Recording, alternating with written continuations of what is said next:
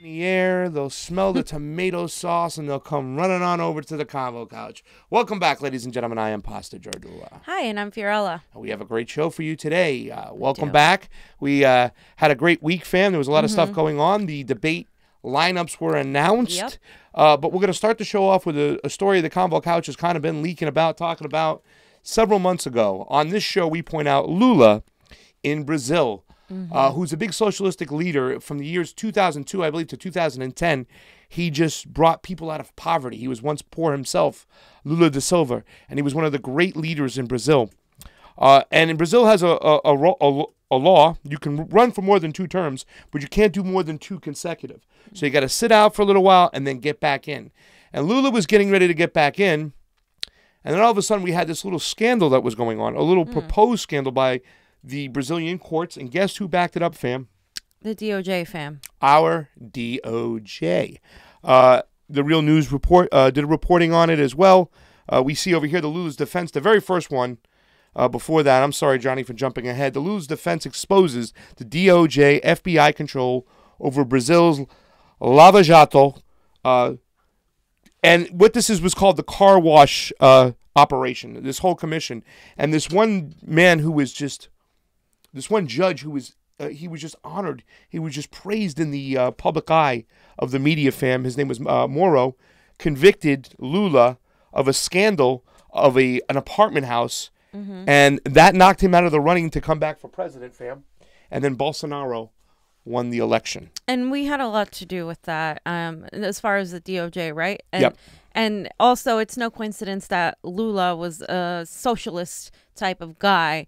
He was for the people, of the people. He was highly popular. And Brazil has had this tendency to jail or get rid of people, at least the corrupt mafia in Brazil, and install these corrupt people. Bolsonaro now is pretty much commercializing the Amazon rainforest, which is so vital to keeping our earth alive and our animals and our planet. And the fact that they're commercializing this is such a hit against that it's going to exacerbate the climate change scenario. Yeah, and it's all connected, right, fam? We say this all the time. Right. It's about foreign policy, means a lot to our domestic policy, where we get involved. And now this is even bringing into the global warming, the climate change people, because this is our rainforest, ladies and gentlemen. The ecosystem, you know, I was asking questions about it yesterday, and Bolsonaro has just opened it up. He plans to let, you know, the environmental panel that protects the rainforest, he plans to axe it.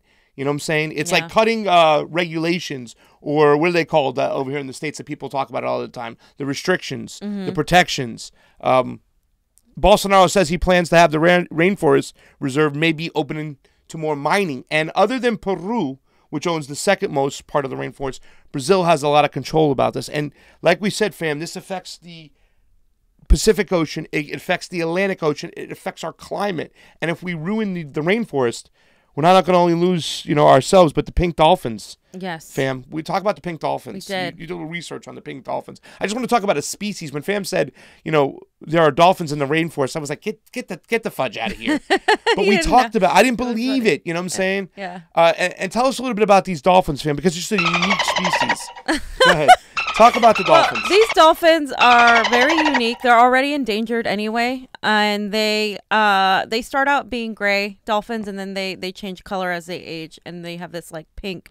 But the problem is these animals eat the fish that are there, and the fish are already dying in mass amounts, and then the fish are dying because they're first of all, there's plastic on the ground, there's oil, there's a lot of oil rigging over there as well, and so the lower level animals like the plankton that these fish eat are also contaminated. So then these dolphins can't get the food they need, so they're gonna die out. And then this is happening all over the entire world. Yeah. But the Amazon River itself is home to a multitude of species that are completely unique, that aren't in any other part of the world. And the native people have actually been fighting. They've been standing up to Bolsonaro. They've been doing like people went to North Dakota and they did the no DAPL thing. They're pretty much doing the same thing. Yeah. And they are very adamant about this. But I feel like we are kind of ignoring the ties here to what's going on in Brazil. And Glenn Greenwald was the one that started talking about Lula. And because you realize how it's all connected, and like how we can't, once these species start dying off, it affects the entire interdependence of the ecosystem. And the Amazon dumps into the Atlantic Ocean. So that's a whole other thing. The Atlantic Ocean is also entirely at peril. Yeah, and it's not just about resource extraction, because that's what this is like when it comes to about, us, our DOJ, why we do this, helps Bolsonaro, who's like a Trump when it comes to, climate control and business. They're businessmen. So the Amazon is just opened up for business, ladies and gentlemen. Come on, get your hotcakes. We're going to drill oil there. We're going to just destroy the whole Amazon. We're going to ruin the ecosystem, and then we're all fucked. We don't care as long as there's dollars and cents. But it's also, Fam, about control, because I talk about this, that, we are all just sheeps of the elite. And, we're going to break down this Lulu interview. We talked about this Lula interview with Glenn Greenwald, why he goes there. And they use the same techniques in Brazil that they do over here, and it's about control. And I just want you to hear a little bit of the way Lula speaks and what he talks about, because the man is so inspiring. It's no wonder when he left office, he had an 87% approval rating. But what they did to him, they're trying to do also in other ways to Maduro as well. Let's take a look. Let's talk about how it went down, fam. And I want you to pay attention here, because guess what, fam? They use the press there too. They have controlled media, would you believe it or not? Here Liz Lula talking 409. Claro. Me parece que essa frase é de filósofo inglês, eu não sei o nome, de que a desgraça da primeira mentira é que você passa o resto da vida mentindo para justificar a primeira mentira. Você está lembrado, não sei se está lembrado, quando eu fui fazer o primeiro depoimento para o Moro. Na frente do Moro eu disse, você está condenado a me condenar. Porque é a quantidade de mentiras que vocês contaram. Sabe, num acordo feito entre a Lava Jato e a imprensa brasileira, porque a Lava Jato não seria o que é se não fosse a cobertura da imprensa, um conluio entre os meios de comunicação televisado, rádio e jornais, em que você tinha praticamente editores em cada jornal para receber as matérias em primeira mão antes dos advogados. Antes dos advogados de defesa receber qualquer notícia, a imprensa recebia. Então, graças a esse conluio, você construiu uma mentira. Então eu fico pensando todo dia e toda hora o seguinte, como é que a Globo... Yep, I just want to stop it down there. And fam, what do? They control... This is why independent media is so important. The truth tellers are so important. Why we do this, to be part of the mice squeaking against the avalanche and stuff. They use the press, fam. They use the newspapers. They get the information before the public does, before anybody else does, and they use it to lie, smear, taint, just like they did to Bernie, just like they're doing to Tulsi, fam. And they did it over there in Brazil as well. And they I don't know if he's going to talk about a little bit of the cultural aspects of it, but Brazil and the United States have something in common. We have the racial issue in common, where we were, you know, huge in the slave trade, as was Brazil, more than other countries in South America. So they do have that racial dichotomy that is a problem, and that has been manifested. We've seen how the divide is between the white populations, quote unquote, and the Afro-Latino populations that exist there. And, you know, it's such a big part of this whole thing too. And it's also, of course, class and culture related. Yeah. So we're going to get to that too as well. And when you talk about that, fam, when you talk about the class and culture, watching this next clip over here, we're going to jump ahead because, I want to encourage everyone to go to The Intercept and watch this interview. It's amazing. There's so much stuff here. But I want to talk about that because you're going to talk. He talks about crime and how it's always pinned on the poor and whatnot. Take a look right here, 1842. Lula talks about how he has an open transparency and how he actually reduces crime. Watch this. Você fez anteriormente. E eu lembro numa entrevista que o nem deu para a revista, se não me falha a memória, Isto É, em que ele dizia que o presidente que mais tirou bandido da rua foi o PT, o governo Lula, porque com o PAC ele perdeu mais de 20 bandidos ligados a ele para ir trabalhar no PAC. Então, se você quiser diminuir a violência, não é distribuindo armas, é distribuindo educação, distribuindo emprego, distribuindo salário, distribuindo oportunidade, distribuindo sonhos e esperanças. Mas isso funciona durante seu governo porque o problema é para o grande porção da população era que a violência, o problema de crime cresceu durante o governo do PT. Por causa disso, o Bolsonaro conseguiu explorar essa problema. Não é verdade que o problema do... Não cresceu no governo do PT. And fam, he talked about that. It was so deep. He's like, look, if you want to reduce crime, you hand out education, you hand out jobs, you hand out opportunity, you hand out food, and then they're less likely to steal your jacket or your shoes or whatnot. And he understand to solve poverty is you give them hope, you rise them out of poverty. Absolutely. And that's exactly what he was doing, which is dangerous, of course, to the entire balance of the United States. And this is why the United States wants to get involved, because the United States doesn't want a successful socialist state to exist. Yeah. Or country, you know. Yeah. It would undermine everything they've been telling you, that capitalism by itself is the answer. And I think the elitists too also want to hide, fam. They want crime. They want to sell their weapons. They profit off of it. They want to fill their beds in their prisons. They want craziness. They want, distortion. They want anarchy of sorts. So therefore, people own those prisons. People, sell those weapons. So it's the people right under the elites, all that little group of those, that 1% becoming the 4%, is that they found their huckleberries, but the rest of us got to eat shit. And Lula wasn't about it. And Lula's going to talk more. Check this part over here. Lula's going to talk about election swings. And the reason why I bring up this part, fam, is because if it happened before, it could happen again. We can achieve some left progressive needs for the people. Take a look.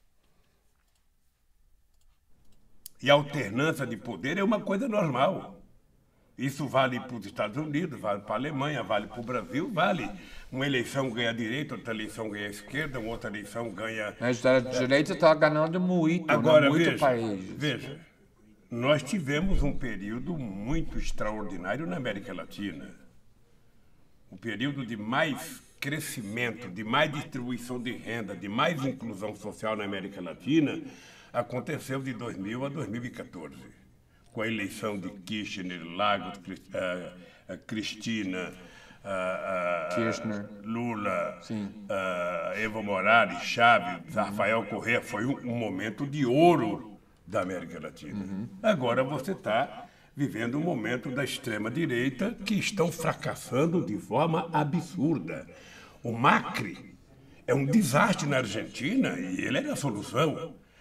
Tem um livro... Por que isso está acontecendo? Tem um livro do Mia Couto, que é um grande escritor moçambicano, que tem uma frase que é o seguinte: em tempo de terror, escolhemos monstros para nos proteger. There you go. At times of terror, fam, We choose monsters to protect us. And he talked about the swing from the right. It's going to swing back to the left. That's exactly right. And that's what we've been saying all along. You have two choices. You have the Bolsonaros or you have the Lulas. You don't have the in-between isn't working. No. And if you don't go hard on going towards a populist movement that is worker driven, that is inclusive of all people, you are going to lose to the Bolsonaros, the Donald Trumps of the world. And he talked about also about how Argentina, how bad it was. And he talked about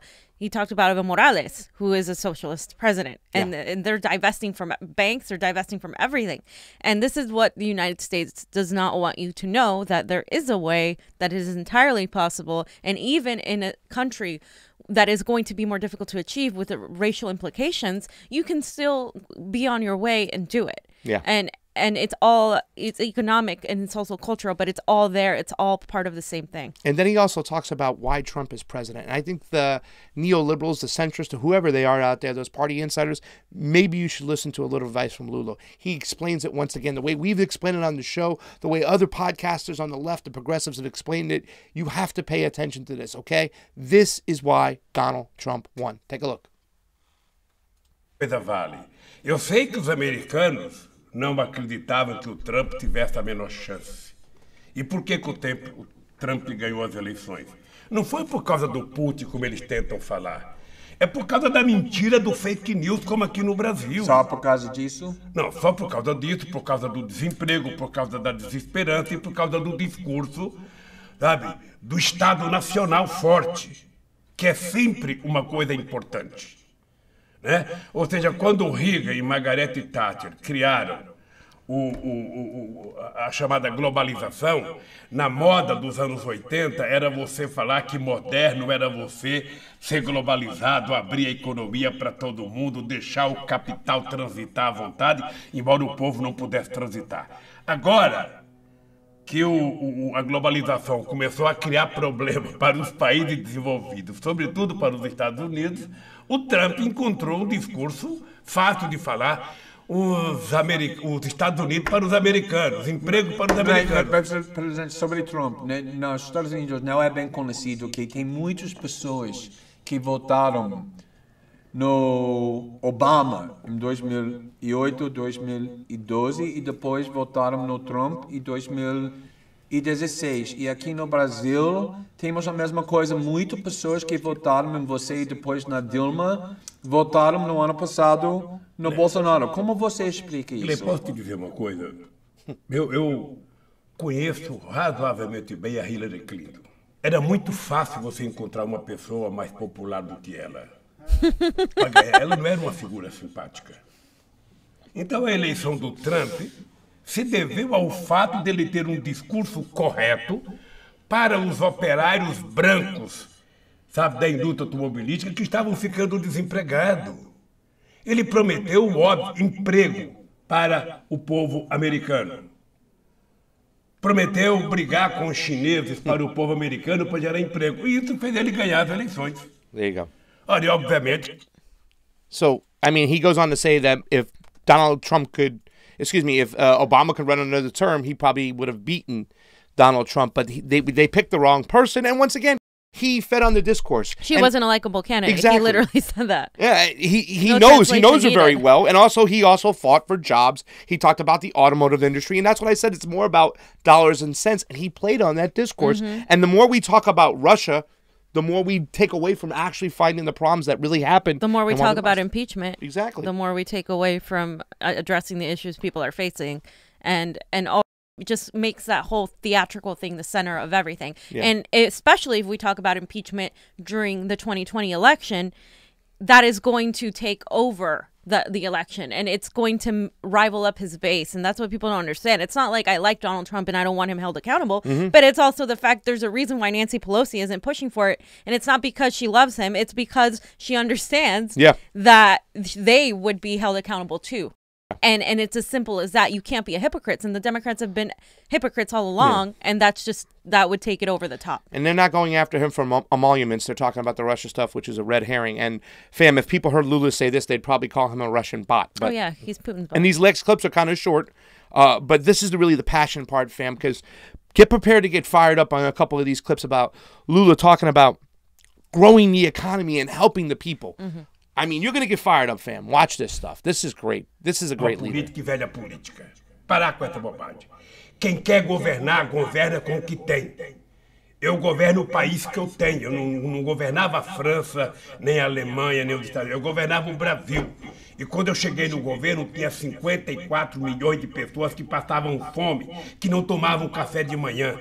E eu tinha assumido o compromisso que no término do meu mandato, cada brasileiro iria estar tomando café, almoçando e jantando. É por isso que eu, mesmo sendo o único presidente que não tem o curso universitário, e também não troco o meu por alguns que têm, sabe? Não troco o meu por alguns que têm, sabe? Sou o presidente da República que mais colocou estudantes na universidade, que mais fez universidade federal, que mais fez escola técnica na história do país, que mais fez política de transferência de renda, que mais aumentou o salário mínimo, que mais fez assentamento do sem terra. Mas como pode explicar o sofrimento da população que trouxe Bolsonaro na presidência depois de 14 anos do PT? Por que eu fiz isso, querido? Por que eu fiz tudo isso? Sabe, que eu acabei de dizer. Porque eu entendo que se alguém quiser resolver os problemas do Brasil, alguém tem que utilizar a palavra povo. Alguém tem que olhar para as pessoas e enxergar um ser humano. As pessoas não podem enxergar um número. As pessoas não podem enxergar uma dívida. Você quer diminuir a dívida pública do Brasil? Faça a economia crescer. Você quer diminuir o déficit da Previdência? Gere emprego. Por que em 2014 a Previdência era superavitária? Porque nós criamos 20 milhões de empregos com carteira assinada. Porque nós legalizamos 6 milhões de microempreendedores individuais. Coloque a economia para funcionar. Só fala em corte. Ora, fala em crescimento, desenvolvimento. Olha para o povo. Não olha para os bancos. Olha, como é que você pode imaginar um país crescer tendo um presidente batendo continência para a bandeira americana? I mean, fam. I mean, go ahead, fam. I mean. No, you go ahead. You have a lot to I mean, say. that just. That's what it's all about. Not a college degree, wouldn't switch places with some of those people. It's about a lot of the compassion you have within inside your heart to do the things you want to do. And then also in this next clip, he's going to give an example of what he did to people within his own cabinet that worked for him and how he wanted to govern. And he wants to find candidates like that have that history of the past, to know what it's like to suffer, to know what it's like to not have basic needs and things. Ultimately, what we've been told all along, and it's not just here in the United States, obviously, but it's throughout the world, is that in order to be a government official, you need to be an elite educated person. You need to have all of these accolades, be some sort of insider. But that hasn't worked because that's not representative of the majority of the people. It's only working when we have someone that's representative of the people, like Alexandria Ocasio-Cortez, who was a working class millennial, and several of her other people, like Ilhan Omar, an immigrant. Like all of these people, they're more representative of us. But when you look at the entire Congress and the entire Senate, you see people that are absolutely not representative of the population. And that's also something that happens throughout the world. And that's the point. We need to stop thinking that we need to choose people based on how they look presidential, based on how they talk presidential. Bernie Sanders is a Brooklyn guy that has no apologies, but he gets shit done. And it doesn't matter. I don't care where he was educated, as long as I know that he's educated and he has in mind, he stands with the working people. He's been doing it forever. Tulsi Gabbard is another one that goes and talks to people like as if she wasn't even a congresswoman. And so that's what we need. And that's the point he's trying to make. You know, we don't look at people like numbers as deficits. You know what I'm saying? We look at them as human beings. But it's also, fam, too, it's the cultural divide, too. It's this kind of privileged, elitist mentality. And yes, in Brazil, there are race elements to it as well, you know. And just look at this next clip. It's a short clip, too, about when he talks about all these people for the first time. They get to get on a plane. They get to fly. They get to eat in restaurants. Watch how Lula talks about this. This is Glenn, nós começamos a nossa entrevista, eu comecei dizendo que o grande problema do PT não foi o erro do PT. O grande problema do PT foram os acertos do PT. Ou seja, na América Latina, toda vez que apareceu um presidente que tentou fazer política social, ele foi derrubado. Todas as vezes. A elite brasileira e a elite de outros países não aceitam uma política de desenvolvimento que tem inclusão social.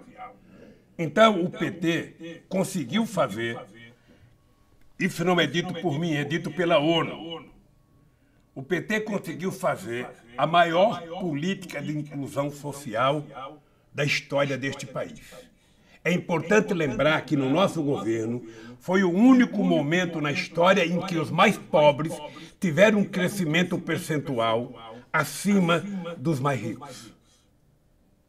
Não que os ricos não ganharam, mas que os pobres cresceram percentualmente mais. Foi a única vez e começou a incomodar. Você deve ter ouvido no aeroporto do Galeão, no aeroporto de Congonhas, o aeroporto parece uma rodoviária. Tá cheio de pobre aqui andando, gente que não sabia nem frequentar aeroporto. Então, por que tem tanta raiva desse país que... I mean, fam, they were bothered because now poor people were able to get on a plane and they're saying it looks like a bus stop. They were able to eat in their restaurants. So the Brazilian elites bought this and they went after this man. And even though they made money, fam, they couldn't stand to see poor people rising out of poverty, going to the schools that they used to. They wanted their privilege. They wanted their entitlement, and he wasn't giving it to them. And Pasta, I have to say, this is also a racial element because I've seen this in Peru. I've seen it myself. I've seen, you know, a lot of the native people and the African people, when they come into the capital, that everybody who's from there is like, oh, this looks bad. It makes it look bad. And there is definitely a racial element to that. They feel like they're being, it's that like, oh, I'm now the minority. I'm scared. Like, like these people are coming in. And the elites, you know, they can pretend that they want these people to get better all they want. But as long as they keep them under them consistently, they'll give them scraps. And that's what's happening here in the United States too. They're like, oh yeah, we care about you, we'll give you this, we'll give you that, but it's never enough to actually have the people be in control of the means of production, which is what the United States oligarchy and other oligarchies like in Bolsonaro most fear. Yeah, and it's like, you know, said, they couldn't pull off this resource extraction without these Brazilian elites feeling this way.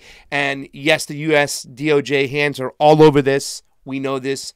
And the last part, because when he talks about finding candidates, you know, he also talked about Venezuela, how Venezuela deserves their own sovereignty. He did get addressed. The interview went so long. He did address the rainforest, that Bolsonaro is just, he has no limits. He's just opening up. But this last one, when he talks about what he did with his administration, and we need to see this within our own elected officials over here. I'm sick and tired of these people in the Democratic Party protecting and standing up for these fucking elitists. They haven't lived a life like us. Look what Lula does to his cabinet if he takes on a banker or someone else. Take a look at this.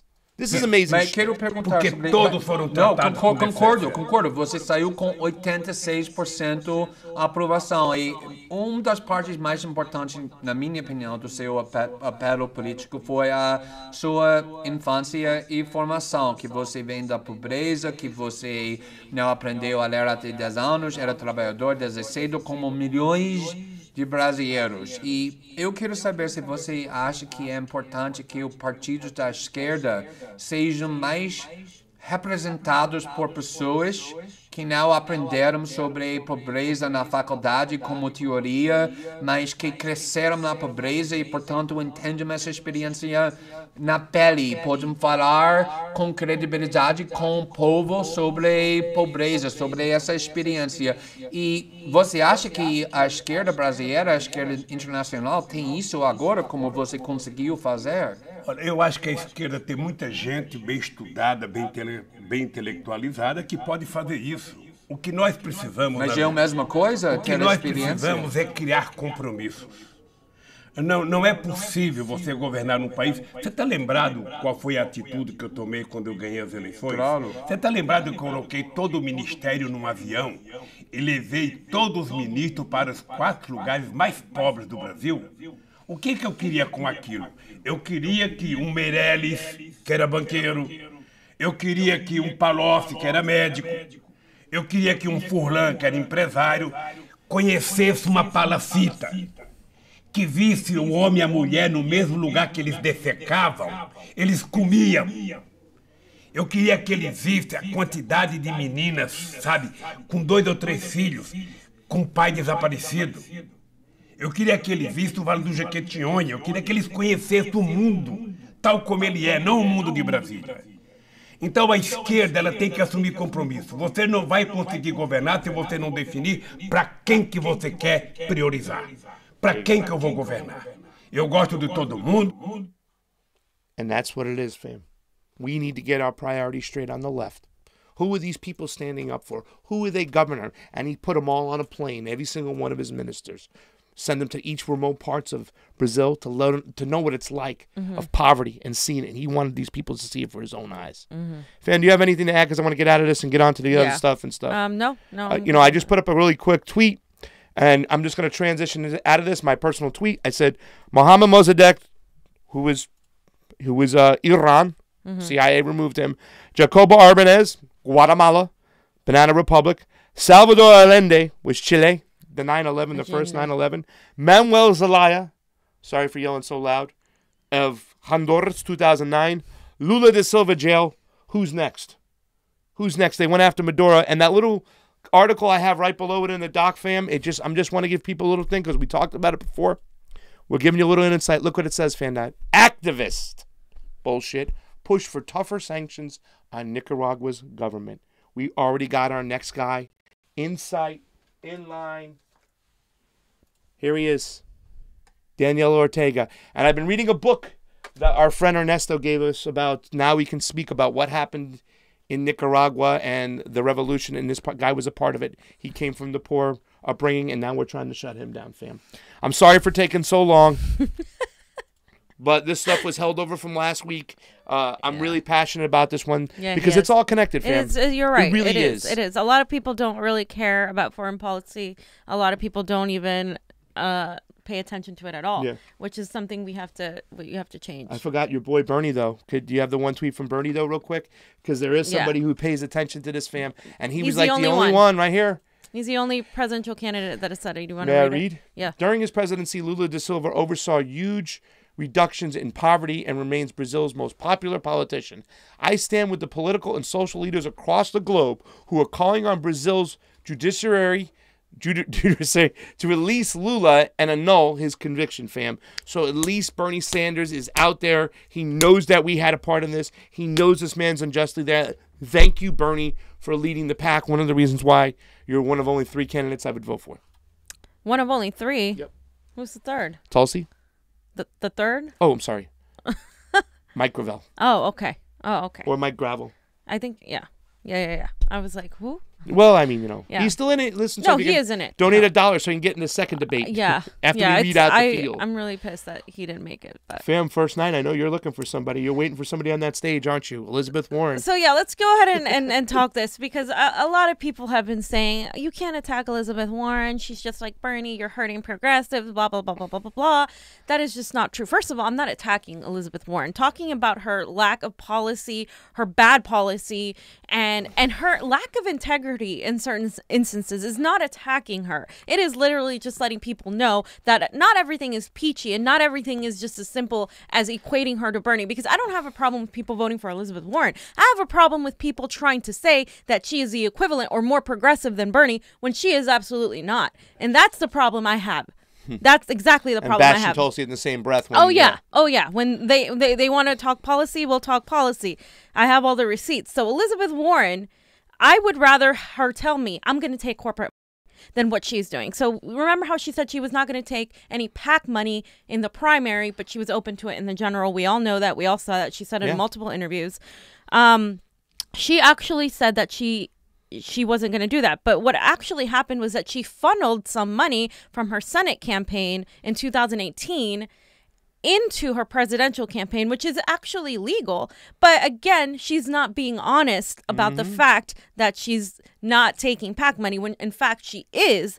So basically, let me kind of summarize this. She took the leftover PAC money from which was about $10 million from her Senate campaign to her presidential campaign. And that includes $4.9 million from the Elizabeth Warren Action Fund, which took PAC and industry funds up until last year.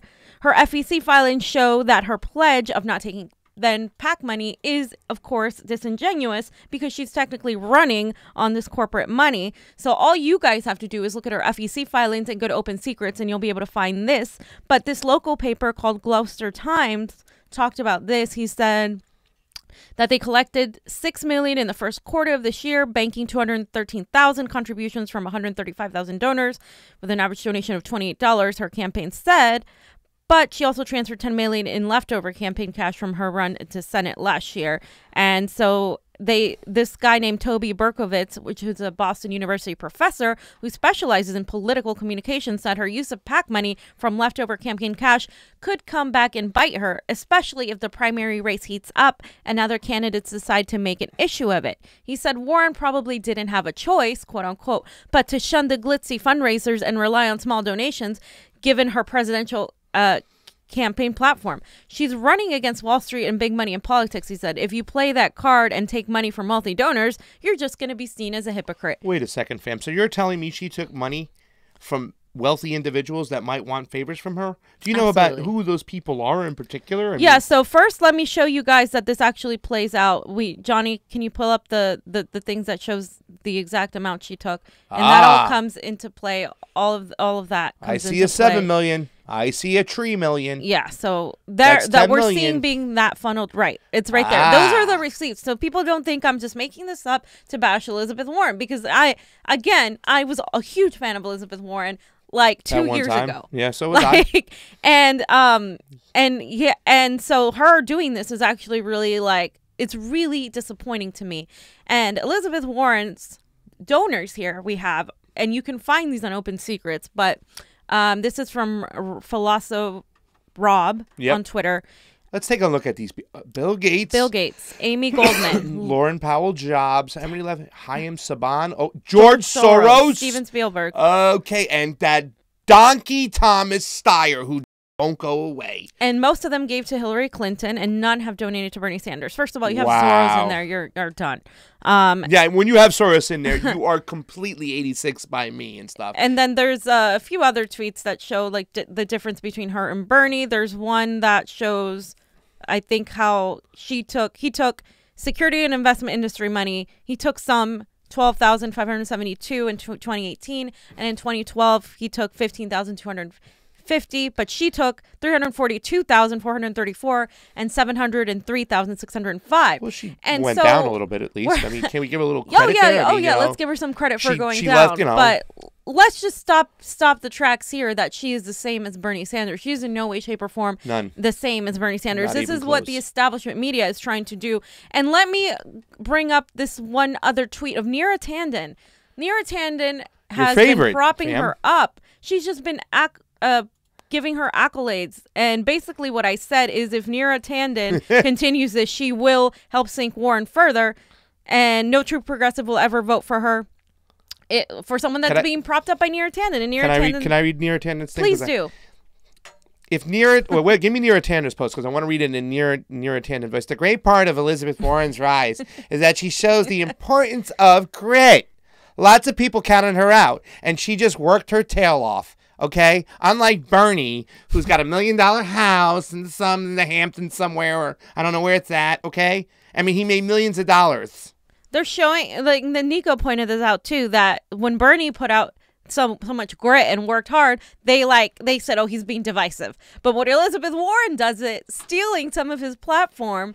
It's great. She has grit. It's all wonderful. It's all, and I just want to reiterate the fact that I think the idea of censoring people from even touching Elizabeth Warren is actually bad strategy, because she is in no way, shape, or form in the same realm as a Tulsi, because we know that what happened in 2016, guess who was the only Sanders delegate out of the bunch that's going to be in the debates? Tulsi Gabbard. And Johnny, we have this graphic here. So one of these is incorrect. I did not see that Julian Castro was a super delegate. I know he endorsed Hillary Clinton in 2016. I fact checked that. And Buttigieg, as it says, was a state delegate. He wasn't a super delegate, but that's what it says. State delegate, and yeah. Kamala Harris worked for her campaign. It says that, but some people are like, no, this isn't true. I'm like, read it. It is says true. it. It is true. It says it. So. And Sanders, the only Sanders delegate, of course, was Tulsi Gabbard. So if you look at this without knowing anything, you see just a cesspool of neoliberals, Clinton establishment type supporters, and you see Bernie Sanders alone.